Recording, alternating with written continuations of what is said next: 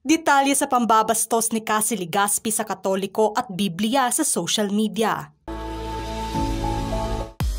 Nag-viral ang video ngayon ni Cassie Legaspi kung saan nakatanggap ito ng maraming batikos at pagsaway ng mga netizens dahil nasa hindi akmang content nito sa pagsayaw. Makikita kasi sa latest Facebook video na ini-upload nito ang pagsayaw niya. Kung papanoorin ito sa umpisa ay parang natural lamang na nagpapakita ng dance moves at pag-twerk ang tahanang pinakamasaya host na si Cassie. Ngunit bago pa man matapos ang video nito ay agad niyang ipinasok sa senaryo ang Biblia habang sumasayaw. Mapapakinggan naman ang gamit nitong background music ay may titulong Don't Do It. Pansin din na kulay pink ang hawak nitong Biblia.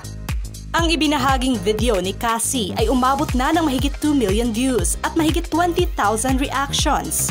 Dahil dito, nagbigay ng halo-halong reaksyon ang publiko sa tila pambabastos nito sa Katoliko at Biblia. Ilan sa puna at reaksyon ng netizens. Anong koneksyon ng Bible sa content mo po? Please, respeto naman. The Bible is holy at kailangan natin itong gamitin sa tamang paraan.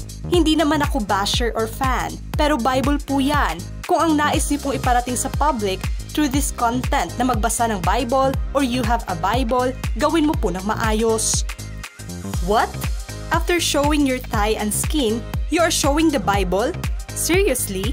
Wala na ma-content dye? Nako, minus points agad yan sa langit. Mga kabataan talaga ngayon kung ano-ano pinapauso. Dati super classy ang tingin ko sa kanya, pero simula nag-artista, parang lumabas kung ano talaga siya. Neng, hindi props ang Bible. Umani nga ito ng negatibong reaksyon sa publiko. Dahil dito nadamay din ang pangalan ng mga magulang ni Cassie na sina Carmina Villaruel at Zorin Legaspi. Kung saan na-question patuloy kung paano nila pinalaki ang anak. Samantalang naiugnay naman ng iba ang ipinakitang performance ng Kambal sa noontime show sa tahanang pinakamasaya kung saan napansin nga ng ibang manonood na nakukulitan na sila masyado sa mga ito at inilarawang nasobrahan na umano.